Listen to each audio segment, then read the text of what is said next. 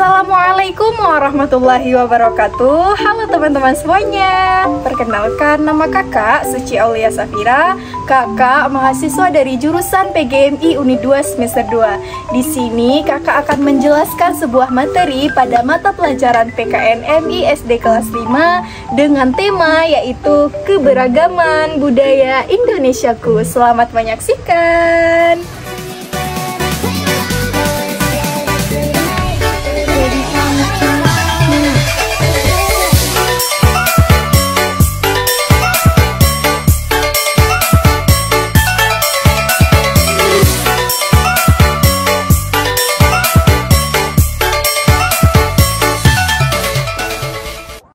Nah, teman-teman, Indonesia terdiri dari 5 pulau terbesar dan 3 pulau gabungan. 5 pulau terbesarnya yaitu Pulau Sumatera, Pulau Kalimantan, Pulau Jawa, Pulau Sulawesi, dan juga Pulau Papua. Nah, 3 pulau gabungannya yaitu Pulau Nusa Tenggara Barat, Pulau Nusa Tenggara Timur, dan juga Pulau Bali. Saat ini di tahun 2024, Indonesia sudah memiliki 38 provinsi yang tersebar dari Sabang sampai dengan Merauke.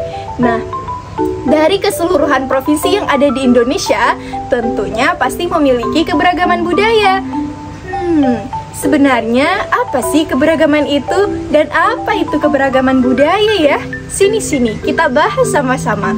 Nah, teman-temanku sekalian, keberagaman adalah suatu kondisi yang terdapat bermacam-macam perbedaan yang dimiliki oleh setiap individu di tengah kehidupan bermasyarakat dari segala aspek.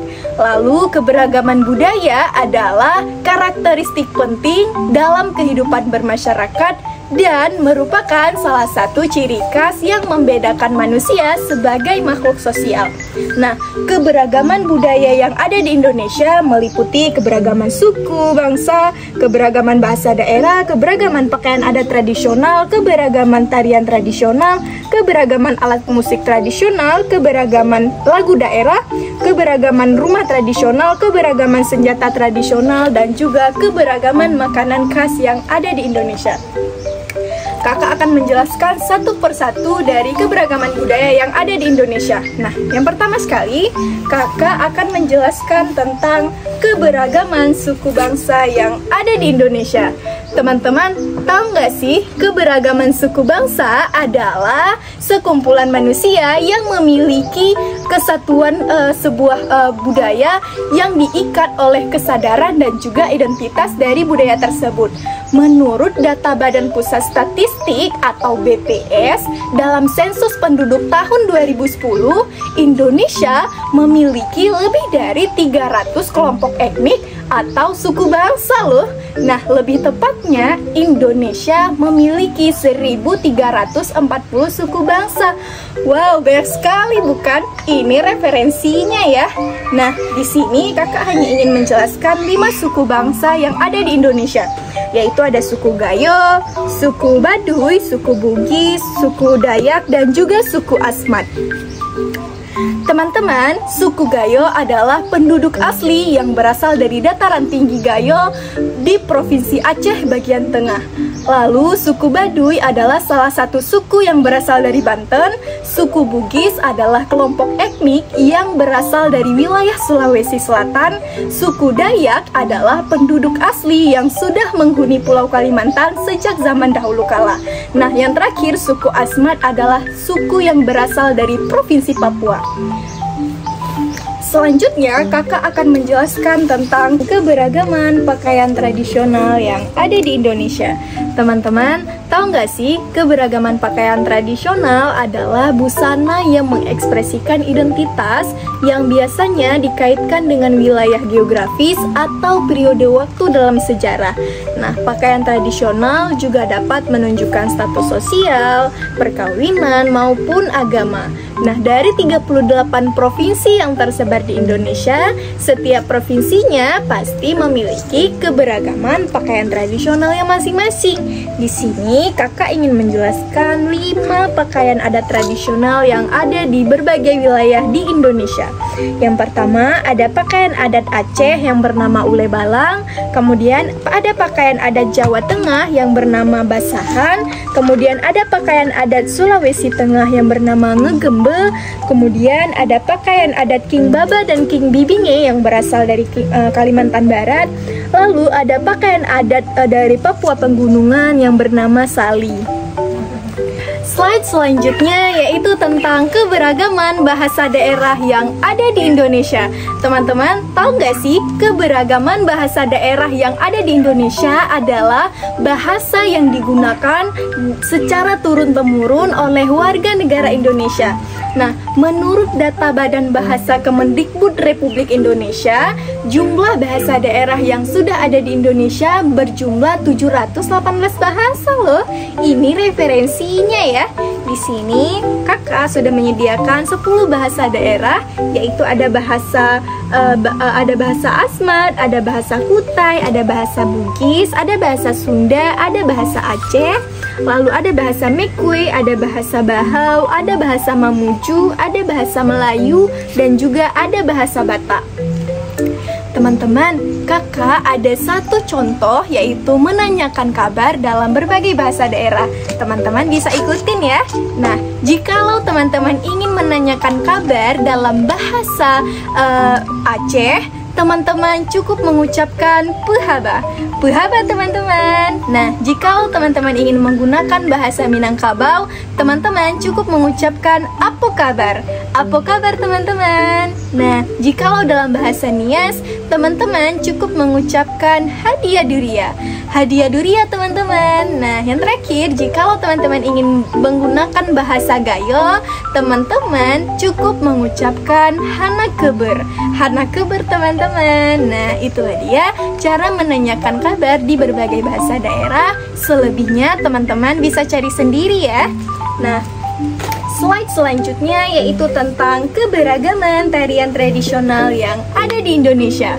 Teman-teman tahu nggak sih, keberagaman tarian tradisional adalah suatu tarian yang berasal dari masyarakat suatu daerah yang sudah turun-temurun dan telah membudaya dalam masyarakat tersebut.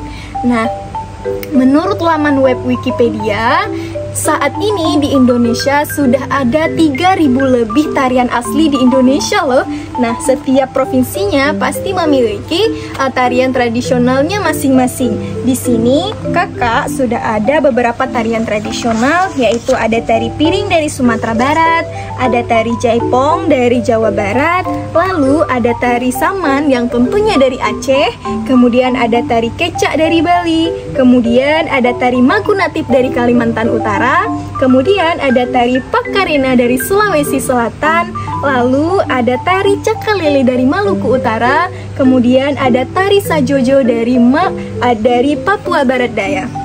Slide selanjutnya yaitu kakak akan menjelaskan tentang keberagaman rumah adat tradisional yang ada di Indonesia. Teman-teman, tahu nggak sih? Keberagaman rumah adat tradisional yang ada di Indonesia adalah suatu bangunan dengan cara pembuatan, struktur, bentuk dan fungsi, serta ragam hias yang memiliki ciri khasnya tersendiri. Nah, rumah tersebut sudah diwariskan secara turun-temurun dan dapat digunakan sebagai melakukan aktivitas kehidupan oleh penduduk sekitarnya. Di sini kakak sudah menampilkan 3 rumah adat tradisional yang ingin kakak bahas. Yang pertama ada Rumuh Aceh.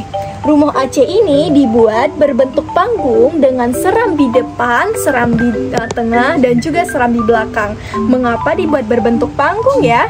Nah, teman-teman, alasannya adalah mempunyai makna keselamatan dari gangguan bencana alam maupun makna dari sisi kehidupan sosial masyarakatnya.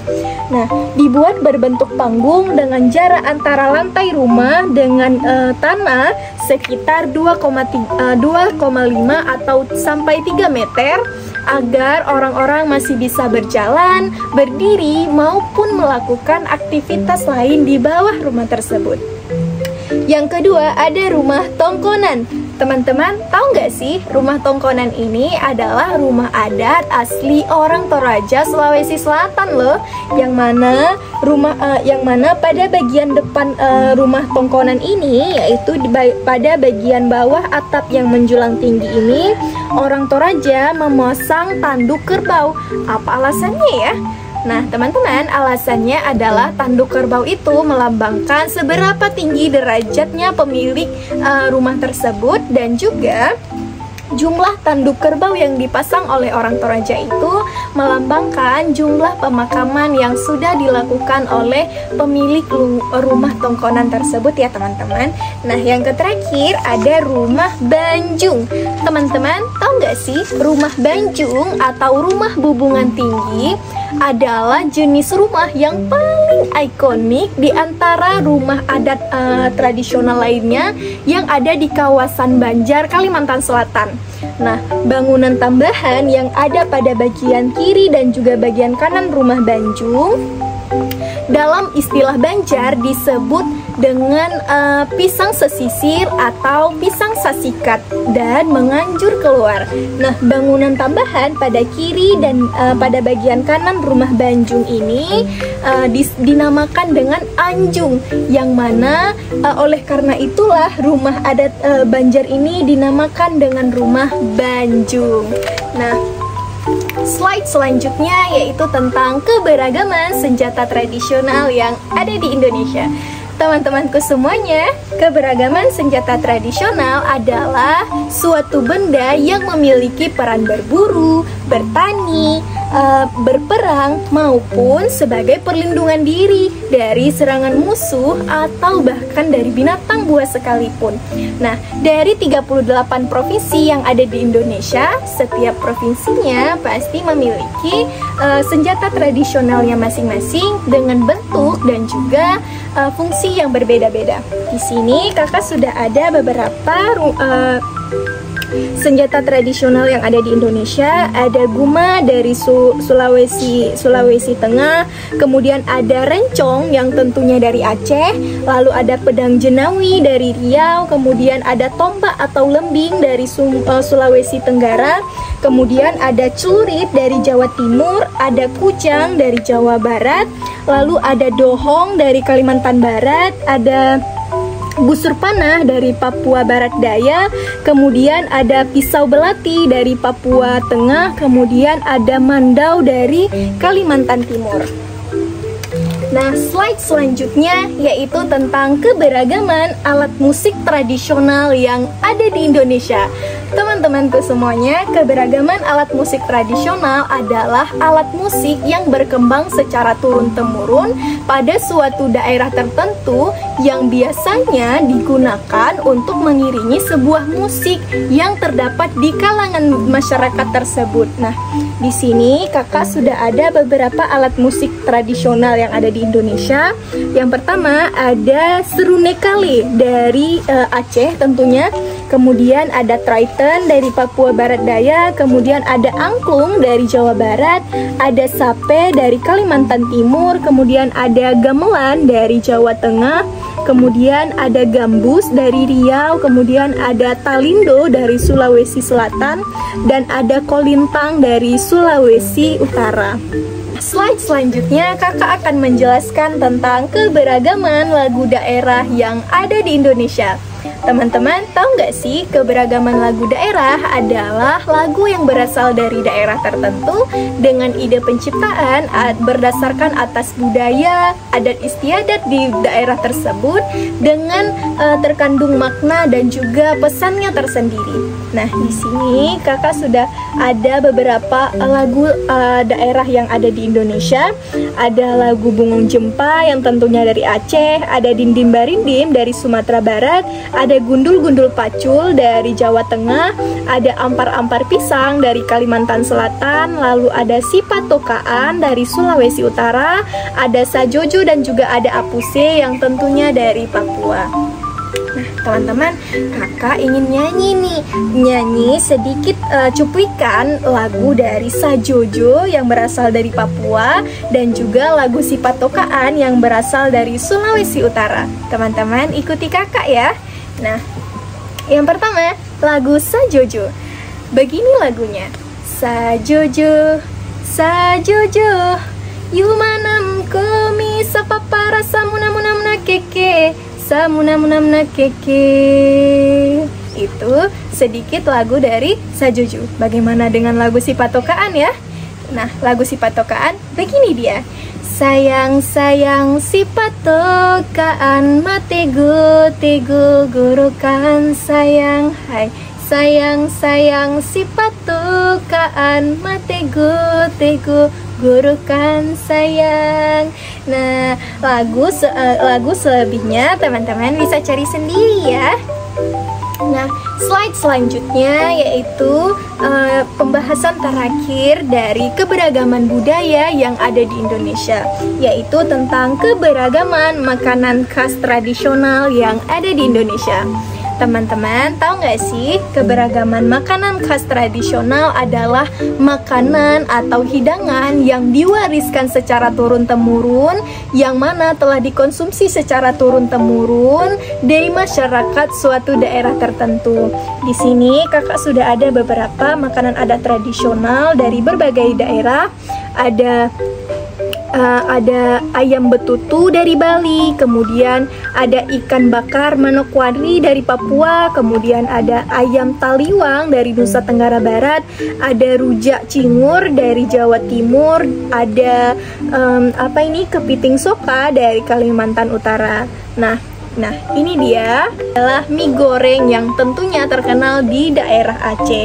Tidak hanya itu, kakak juga punya beberapa makanan khas tradisional lainnya.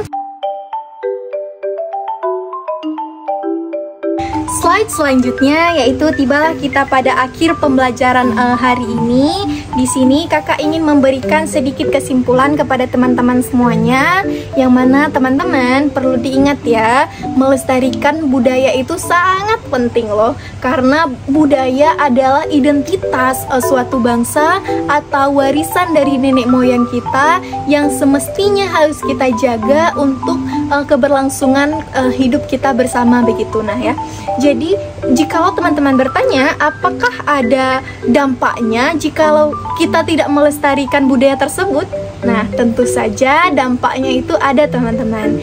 Nah, dampaknya adalah budaya atau kebudayaan itu akan hilang, akan musnah, akan terlupakan. Nah, dengan hilangnya suatu budaya, maka sama saja hilangnya identitas suatu bangsa di negara tersebut. Nah, jadi itulah tadi pembelajaran kakak melalui pop-up book kakak yang berjudul Keberagaman Budaya Indonesiaku. Di sini sebelum kakak menutup video ini, kakak ingin memberikan 2 pertanyaan kepada teman-teman yang nantinya jangan lupa dijawab di kolom komentar ya. Nah, pertanyaan yang pertama adalah mengapa keberagaman budaya disebut sebagai identitas bangsa? Sudah? Nah, pertanyaan kedua adalah bagaimana sikap teman-teman semuanya dalam menghadapi keberagaman budaya yang ada di sekitar teman-teman semuanya. Nah, itulah tadi penjelasan dari kakak mengenai keberagaman budaya Indonesiaku, yaitu pada mata pelajaran PKNMI SD kelas 5. Mohon maaf jikalau ada kesalahan kata atau pengucapan dari kakak, karena di sini kakak juga masih belajar seperti teman-teman semuanya. Nah ya, terima kasih untuk semuanya. Wassalamualaikum warahmatullahi wabarakatuh.